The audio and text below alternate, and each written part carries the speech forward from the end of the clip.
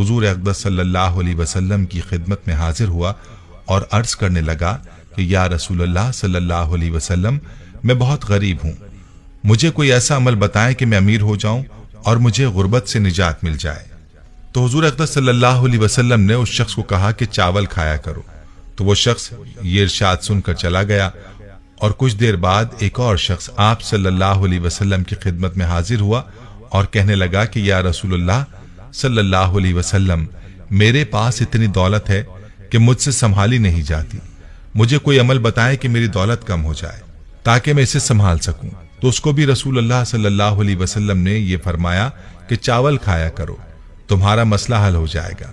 वो शख्स भी कुछ देर बाद चला गया तो बाकी असहाब ने आप सल्लल्लाहु अलैहि वसल्लम से अर्ज किया कि ये बात हमें समझ नहीं आई कि जो शख्स गरीब था उसको भी आपने चावल खाने को कहा और जो अमीर था उसको भी आपने चावल खाने को कहा।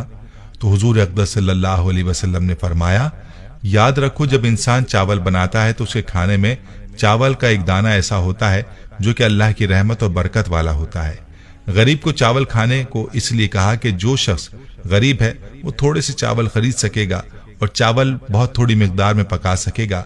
और जब खाएगा तो वो एक एक दाना संभाल कर खाएगा और इस तरह वो रहमत और बरकत वाला दाना उस गरीब शख्स के पेट में चला जाएगा और ये उसके लिए उसके रिस्क में बरकत का सबब बनेगा। जबकि जो शख्स अमीर है वो चावल ज्यादा पकाएगा और जब खाने के लिए चावल निकालेगा तो भी ज्यादा निकालेगा और कुछ खाएगा और कुछ जाया करेगा। इस तरह से वो उस दाने को जाया कर देगा जो बरकत और रहमत वाला दाना होगा, लिहाजा उसके रिस्क से बरकत खत्म हो जाएगी और इसके रिस्क में कमी का सबब बनेगी।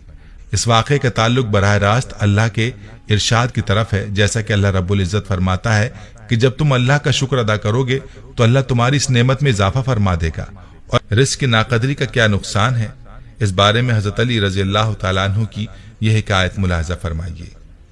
हजरत अली रजी अल्लाह तआला अन्हु लोगों को दर्स इखलाक दे रहे थे कि किसी ने पूछा, ऐ अमीरुल मोमिनीन, जिंदगी में अजाब और परेशानी आने की सबसे बड़ी वजह क्या है?